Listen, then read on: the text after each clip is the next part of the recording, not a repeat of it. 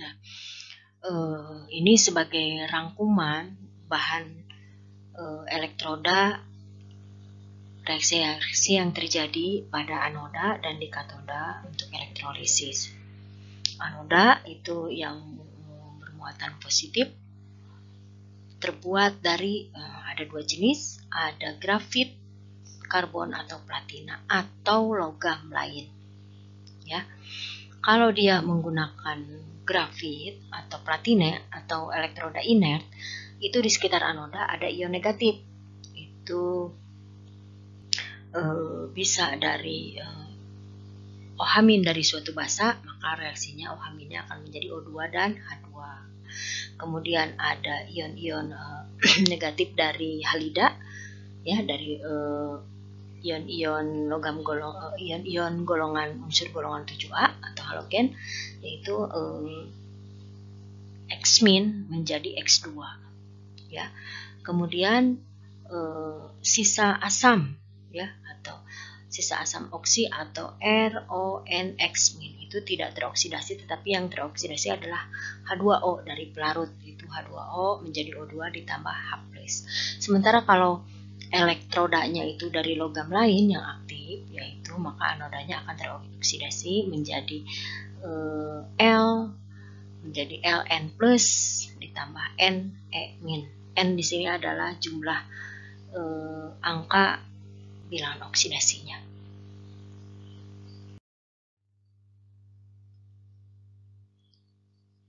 Sementara di anoda, di sekitar anoda itu bermuatan negatif, maka terdapat ion positif dari ion H+ dari asam, maka dia akan mengalami reduksi menjadi H2.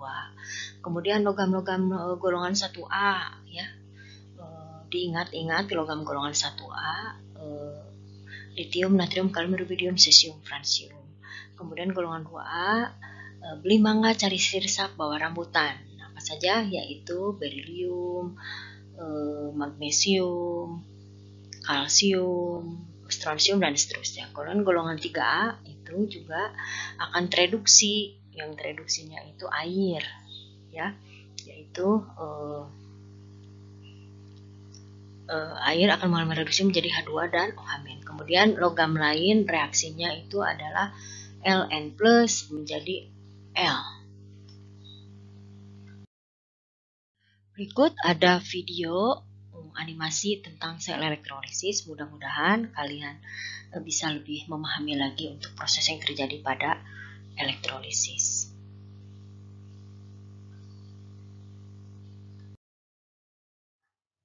Berikutnya reaksi elektrolisis dari lelehan NaCl dengan elektroda karbon. Lelehan NaCl yaitu garam dapur, garam NaCl yang dilelehkan padatannya sehingga mencair atau meleleh. Jadi bukan yang dilarutkan dalam air. Kemudian dielektrolisis, maka dia terurai menjadi Na+ dan Cl-. Apa saja yang terjadi di katoda dan di anoda? Jadi di katoda itu terjadi reaksi reduksi Na+ mengalami reduksi menjadi logam Na. Kemudian di anoda terjadi reaksi oksidasi, yaitu Cl- menjadi Cl2.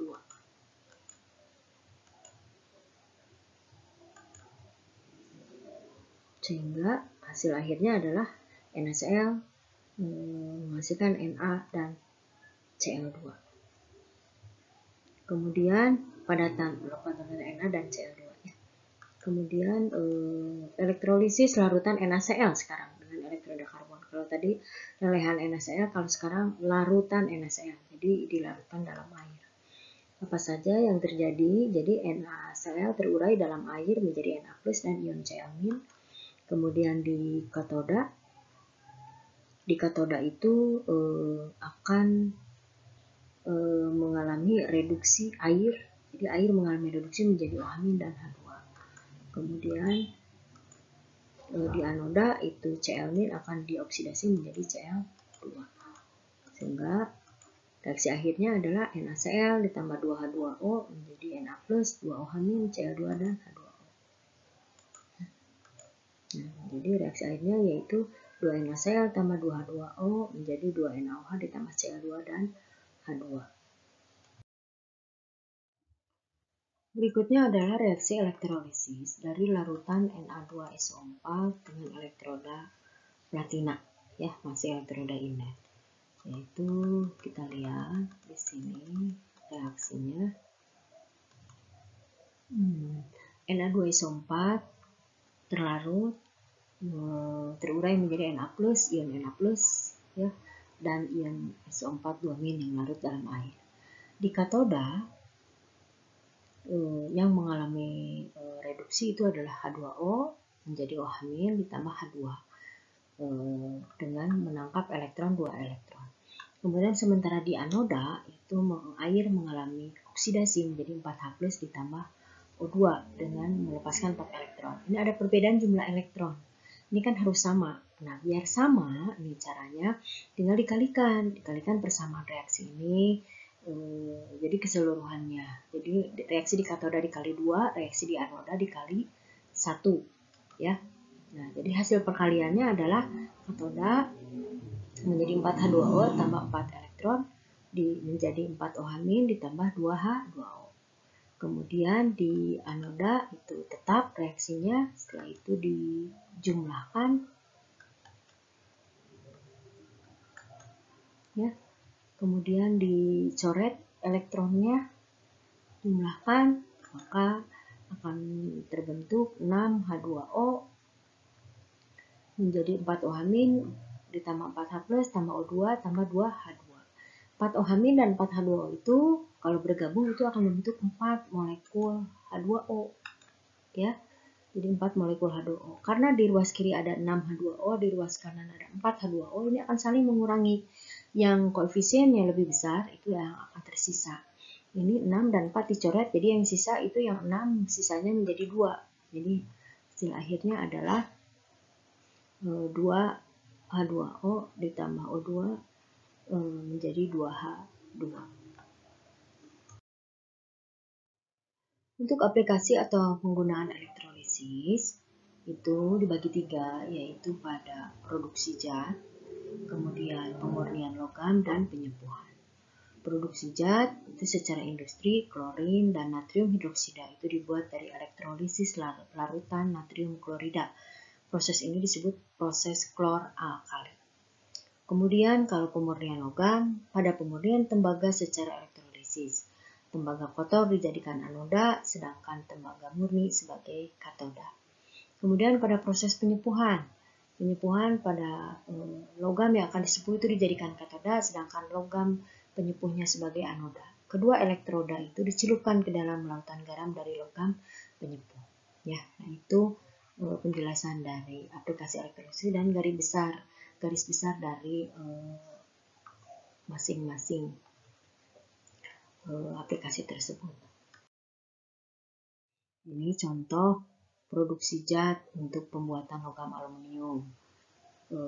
Al2O3 murni itu dicampur dengan kriolit atau Na3LF6 untuk menurunkan titik releh Al2O3. Ya. Kemudian dinding bejana untuk elektrolisis terbuat dari besi yang dilapisi grafit sekaligus sebagai katoda. Sebagai anodanya digunakan batang-batang karbon yang dicelupkan ke dalam larutan.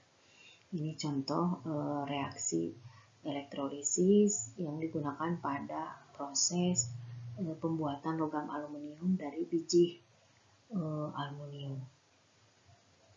Ini reaksinya di katoda dan di anoda. Untuk pemurnian logam, memurnikan logam misalnya logam tembaga. Ini proses yang terjadi. Logam tembaga murni digunakan sebagai katoda, sedangkan logam tembaga yang belum murni itu digunakan sebagai anoda. Logam tembaga yang belum murni itu biasanya mengandung logam besi, seng, emas, perak, platina. Logam tembaga Fe dan seng akan larut dalam larutan sulfat dan dalam bentuk ion-ionnya. Adapun logam emas, perak, dan platina tidak larut sehingga jatuh ke dasar wadah. Selanjutnya, ion Cu2+ akan direduksi dengan katoda membentuk logamnya. Ion Fe2+ dan Zn2+ itu tidak akan direduksi dan tetap berada dalam larutan karena potensial reduksinya lebih kecil dibandingkan dengan Cu.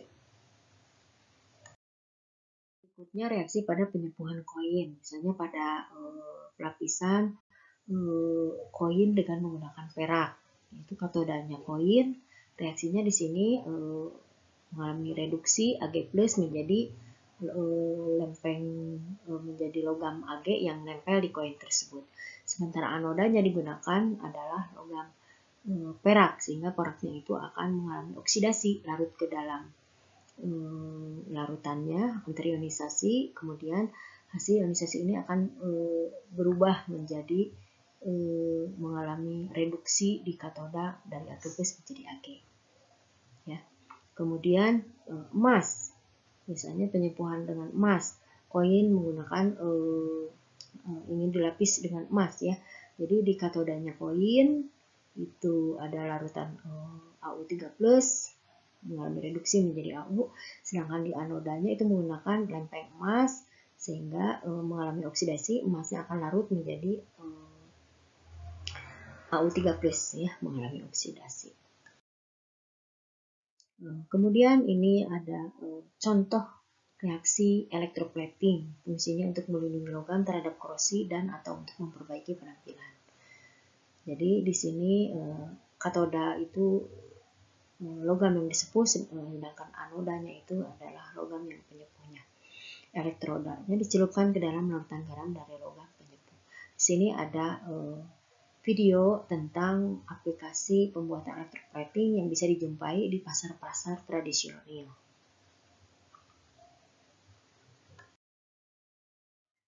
Nah, berikutnya Michael Faraday itu mengemukakan atau menemukan tentang hubungan kuantitatif antara massa zat yang dibebaskan pada elektrolisis dengan jumlah listrik yang digunakan, yaitu merangkum pada hukum Faraday 1 dan hukum Faraday 2. Pada hukum Faraday 1, massa zat atau W itu yang dibebaskan pada elektrolisis berbanding lurus dengan jumlah listrik yang digunakan, ya. Jadi massa zat atau massa logam atau massa zat yang dihasilkan pada reaksi reduksi itu akan sebanding dengan muatan listrik yang digunakan. Jadi W itu berbanding lurus dengan muatan listrik dengan jumlah listrik. Kemudian Q itu adalah arus kali waktu, atau dengan kata lain W itu sama dengan I kali T. Ya. W massa zat yang dibebaskan dalam satuan gram, Q-nya muatan listrik, I-nya kuat arus dalam satuan ampere, T-nya waktu dalam satuan detik. Hukum Faraday 2 itu massa zat atau W yang dibebaskan pada elektrolisis berbanding lurus dengan massa ekivalen dari zat itu. Jadi W itu sama dengan E kali F, di mana E sama dengan AR per bilangan oksidasi atau MR per bilangan oksidasi, di mana F itu adalah sama dengan Faraday, atau satu Faraday itu sama dengan 1 mol elektron sama dengan 96.500 kolom. Dan satu kolom itu sama dengan 1 ampere dikali 1 second atau 1 detik. Kemudian kesimpulan dari hukum Faraday 2 itu ada jika ke dalam beberapa larutan yang berisi ion logam dialirkan muatan listrik yang sama jumlahnya, massa logam yang mengendap berbanding lurus dengan massa ekivalennya. Massa ekivalen suatu ion logam merupakan perbandingan massa atom relatif dengan muatan ionnya atau AR per N-nya. N-nya itu adalah jumlah elektronnya. Jadi contoh jika ke dalam larutan Ag+, Cu2+, dan Cr3+ itu dialirkan muatan listrik dengan jumlah yang sama, maka massa yang diendapkan adalah sama dengan massa Ag berbanding dengan massa Cu, berbanding dengan massa Cr itu sama dengan AR Ag dibagi elektronnya 1 atau banding AR Cu dibagi 2 per 2 karena ion Cu itu 2 elektronnya berbanding dengan ArCr per 3. Menggabungkan hukum Faraday 1 dan 2 itu W sama dengan I kali T, W sama dengan E kali F, itu maka diambil kesimpulannya ada W sama dengan K kali I kali T kali E. di mana K itu adalah suatu konstanta sebesar 1/96.500. Sehingga rumusan yang bisa kita ingat, kita hafalkan itu adalah W sama dengan E kali I kali T per 96.500. Itu untuk menghitung massa kuantitatif dari zat yang dihasilkan pada reaksi elektrolisis. Jadi untuk mengingatnya, menghafalnya weight ya, weight aja, weight per 96.500. Di mana W-nya adalah massa dalam gram, I kuat arus dalam ampere, T-nya waktu dalam detik, dan N-nya massa ekuivalen. Ingat, massa ekuivalen itu adalah AR dari unsur tersebut per jumlah elektron atau bilangan oksidasinya. Ini adalah contoh untuk pengayaan, ya, pengayaan untuk reaksi penghitungan kuantitatif dari massa yang dihasilkan dari reaksi elektrolisis. Untuk SMK sebetulnya tidak sampai sini hal dalam kompetensi dasarnya, tapi tidak apa-apa, ini tuh bisa dibaca-baca sebagai bahan untuk pembelajaran saja. Ya. Nah, demikian untuk video kali ini. Kita jumpa lagi nanti dengan reaksi berikutnya. Terima kasih. Wassalamualaikum warahmatullahi wabarakatuh.